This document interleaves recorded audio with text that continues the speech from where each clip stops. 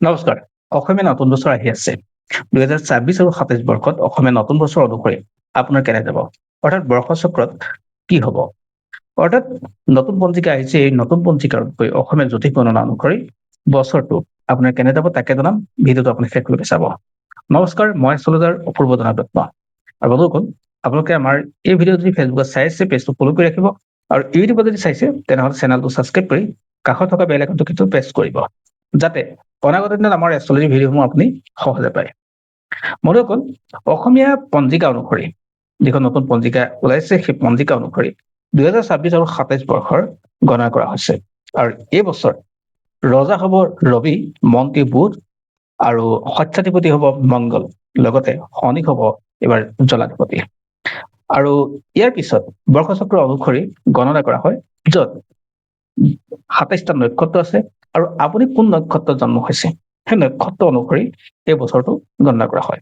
অৰ্থাৎ বছৰটোত এই গণনাত আপোনাৰ কিবা দান যদি আছে সেয়া হওক, কি দিব লাগিব তাকো জনাম।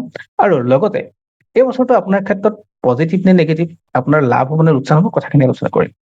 প্ৰথমে জানি লওঁ এই 27টা নক্ষত্ৰনো কি। এই 27টা নক্ষত্ৰ আপুনি কোনটো নক্ষত্ৰত জন্ম হৈছে সেয়া আপোনাৰ জন্ম চন্দ্ৰ যিটো নক্ষত্ৰত আছিলে জন্ম সময়ত সেই নক্ষত্ৰ অনুসৰি হয়। আৰু যদি আপুনি আপোনাৰ ডেট অফ বাৰ্থটো নাজানে বা আপোনাৰ প্ৰকৃত যিটো নক্ষত্ৰ নাজানে, অৰ্থাৎ জন্ম ৰাশি নাজানে, তেনেহ'লে আপুনি এবাৰ নিজৰ নামৰ অনুসৰি কিন্তু চাওঁতে কিছু অলপ সাৱধান, আপোনাৰ হস্ৰিকা দীৰ্ঘৰিকা বা হচৌকাৰ এইবিলাকৰ ওপৰত ভিত্তি কৰি চৰণৰ ওপৰত আহিব। চৰণ মানে এটা নক্ষত্ৰৰ 4টা চৰণ থাকে: প্ৰথম চৰণ, দ্বিতীয় চৰণ, তৃতীয়, চতুৰ্থ। অৰ্থাৎ প্ৰথম চৰণ, দ্বিতীয় চৰণ তৃতীয় আৰু চতুৰ্থ কিন্তু সেইটো নক্ষত্ৰ বেলেগ এটা নক্ষত্ৰত পৰিব পাৰে। সেয়েহে নামৰ ক্ষেত্ৰত কিছু অলপ সাৱধান হ'ব লাগিব। আৰু জন্মৰ ক্ষেত্ৰত যেতিয়া ডাইৰেক্টলি যিটো পৰে সেয়া কিন্তু আপুনি নিশ্চিত হ'ব। আৰু প্ৰথমে জানি লওঁ নক্ষত্ৰ 27টানো কি কি। প্ৰথম নক্ষত্ৰ হ'ল অশ্বিন নক্ষত্ৰ, ভৰণী নক্ষত্ৰ, কৃতিকা নক্ষত্ৰ, ৰোহিণী, মৃগশিৰা, আৰ্দ্ৰা, পুনৰ্বসু, পুষ্যা, অশ্লেষা, মঘা, পূৰ্ব ফাল্গুনী, উত্তৰ ফাল্গুনী, হস্তা, চিত্ৰা, স্বাতী, বিশাখা, অনুৰাধা, জ্যেষ্ঠা, মূলা, পূৰ্বচাৰা, উত্তৰচাৰা, শ্ৰৱণা, ধনিষ্ঠা, শতবিশা, পূৰ্ব ভাদ্ৰপদ, উত্তৰ ভাদ্ৰপদ আৰু শেষৰটো হ'ল ৰেৱতী। 9টা ভাগৰ ভিতৰত প্ৰথম ভাগটো পৰিছে পৰ্বতে, আৰু পৰ্বতত পৰিছে সাধাৰণতে 27 নম্বৰ নক্ষত্ৰ ৰেৱতী, 1 নম্বৰ অশ্বিনী আৰু 2 নম্বৰ ভৰণী। আৰু ইয়াৰ ৰিজাল্ট হ'ল ধনাগমন। অৰ্থাৎ এই বৰ্ষটোত আপোনাৰ টকা পইচাৰ পৰিমাণ বৃদ্ধি পাব, অৰ্থাৎ যিকোনো ফালৰ পৰা টকা পইচা আহিব। দ্বিতীয়তে চক্ৰে পৰিছিল। চক্ৰে 3, 4 আৰু 5 নম্বৰ নক্ষত্ৰ পৰিছে। 3 বুলি ক'লে কৃতিকা নক্ষত্ৰ, 4 ৰোহিণী আৰু 5 মৃগশিৰা নক্ষত্ৰ পৰিছে। আৰু ইয়াৰ অন্তৰ্গত আপোনাৰ যদি জন্ম এই নক্ষত্ৰৰ অন্তৰ্গত হয়, তেনেহ'লে আপোনাৰ টকা পইচাৰ দিশটো অলপ চম্ভালি চলিব লাগিব। অৰ্থাৎ দৰিদ্ৰতা পৰিছে। আৰু দৰিদ্ৰতা বুলি ক'লে টকা পইচাৰ খৰচৰ কথাই কোৱা যায়। তাৰ পিছৰ ভাগটো পৰিছে সমুদ্ৰে। সমুদ্ৰে 6 নম্বৰ, 7 নম্বৰ আৰু 8 নম্বৰ পৰিছে। অৰ্থাৎ 6 নম্বৰ হ'ল আৰ্দ্ৰা, 7 নম্বৰ হ'ল পুনৰ্বসু আৰু 8 নম্বৰ হ'ল পুষ্য নক্ষত্ৰ। আৰু এই নক্ষত্ৰত জন্ম হোৱা ব্যক্তিয়ে এই বছৰ মন বা যিকোনো ক্ষেত্ৰতে ভাগি পৰাৰ ক্ষেত্ৰত সমস্যা আহিব। অৰ্থাৎ তেওঁলোকে যিখিনি কাম কৰিছে বা যিখিনি সিদ্ধান্ত লৈছে সেই সিদ্ধান্তবিলাকত খুব পাতল লাগিব। অৰ্থাৎ ভাগি পৰা বা অতিবাহি থকাৰ তেনেকুৱা ধৰণৰ ধাৰণা থাকিব। তাৰ পিছৰটো হৈ গ'ল ধৰনাং। অৰ্থাৎ ধৰনাঙত পৰিছে 9, 10 আৰু 11 নম্বৰ নক্ষত্ৰ। 9 নম্বৰ নক্ষত্ৰ হ'ল অশ্লেষা, তাৰ পিছৰটো হ'ল মঘা আৰু 11 নম্বৰটো হ'ল পূৰ্ব ফাল্গুনী। যদি আপুনি এই নক্ষত্ৰত জন্ম হৈছে তেনেহ'লে আপোনাৰ সম্পদ প্ৰাপ্তিৰ যোগ থাকে, অৰ্থাৎ সম্পত্তি বাঢ়িব। যিকোনো ফালৰ পৰা গাড়ী মটৰ, মাটি বাৰী, নতুবা আৰু এটা বিষয় সংযোগ হৈছে সেয়া পুত্ৰ প্ৰাপ্তিৰ ক্ষেত্ৰত। অৰ্থাৎ কাৰোবাৰ যদি পুত্ৰ প্ৰাপ্তি হোৱা নাই তেওঁলোকৰ ক্ষেত্ৰত যদি নক্ষত্ৰ এইকেইটা পৰে তেনেহ'লে তেওঁলোকৰ কাৰণে পজিটিভ আছে। আৰু ইয়াৰ পিছত যিটো স্থান হয় সেয়া হ'ল ৰসাতলে। অৰ্থাৎ ৰসাতলে হ'ল 12, 13 আৰু 14 নম্বৰ নক্ষত্ৰ। অৰ্থাৎ 12 নম্বৰ নক্ষত্ৰ হ'ল উত্তৰ ফাল্গুনী নক্ষত্ৰ, 13 হস্তা আৰু 14 হ'ল চিত্ৰা। আৰু এওঁলোকৰ ক্ষেত্ৰত ৰিজাল্ট হ'ব মৰণ। অৰ্থাৎ তেওঁলোকৰ ক্ষেত্ৰত যিকোনো ফালৰ পৰা সমস্যা আহিব। অৰ্থাৎ মৰণৰ সমান কষ্ট হ'ব, মৰণৰ সমান তেওঁলোকৰ কষ্ট হ'ব। অৰ্থাৎ তেওঁলোকৰ সমস্যা বাঢ়িব, টকা পইচাৰ পৰা আৰম্ভ কৰি স্বাস্থ্যলৈকে, গতিকে সাৱধান হ'ব লাগিব। আৰু ইয়াৰ পিছত হ'ল সংখ্যে। সংখ্যা হ'ল 15, 16 আৰু 17। 15 নম্বৰটো হ'ল ছাত্ৰী, 16 নম্বৰ হ'ল বিশাখা, 17 নম্বৰ হ'ল অনুৰাধা।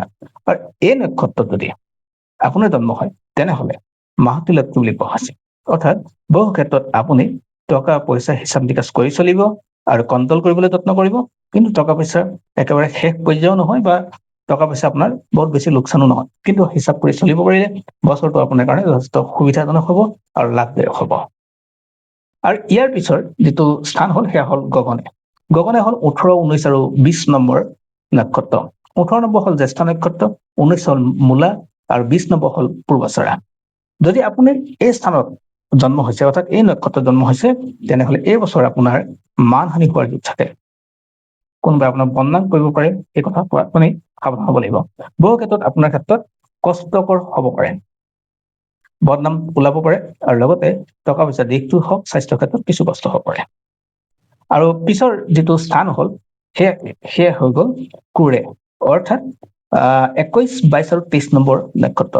21 নম্বৰ নক্ষত্ৰ হ'ল উত্তৰচৰা, 22 নম্বৰ শ্ৰৱণা আৰু 23 নম্বৰ হ'ল ধনিষ্ঠা নক্ষত্ৰ।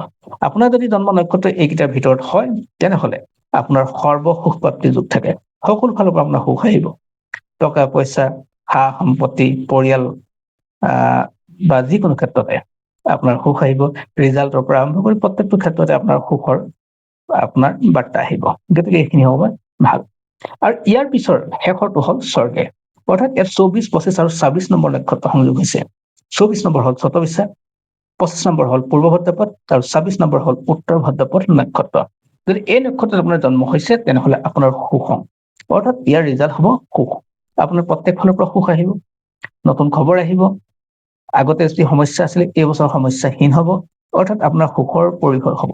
গতিকে এই ব্যক্তিসকলৰ ক্ষেত্ৰত যিসকলৰ জন্ম নক্ষত্ৰ অনুযায়ী হৈছে এই ভাগকেইটাত, তেওঁলোকৰ লাভ, তেওঁলোকৰ দুখ, সমস্যা এই ভিডিঅ'টোৰ জৰিয়তে আপোনালোকে জানিলে। আৰু এতিয়া আহিছো যে কোনে কি দান কৰিব। সাধাৰণতে এই 9টা ভাগৰ ভিতৰত যদি আপোনাৰ 4টা ভাগত আপোনাৰ নক্ষত্ৰ যিকোনো প্ৰকাৰে সোমাইছে তেনেহলে আপুনি বছৰটো আৰম্ভণিতে অৰ্থাৎ বহাগ মাহতে আপুনি দান দিয়ক।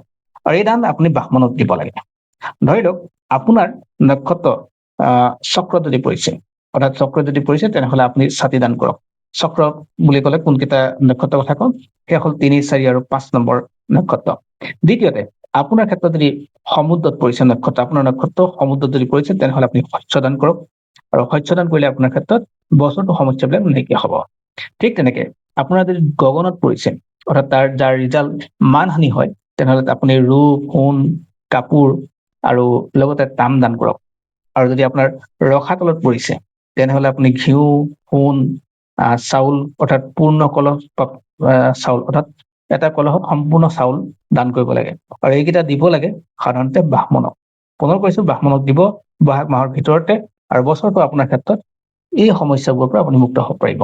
অসমীয়া পঞ্জিকা অনুসৰি এইকেইটা আছিল আপোনাৰ কাৰণে বৰ্ষ চক্ৰৰ গণনা আৰু কৰিবলগীয়া আপোনাৰ দান। ধন্যবাদ। পুনৰ এনে ভিডিঅ'ত আপোনাক সকলোকে লগ পাম। আজিলৈ সামৰিছো।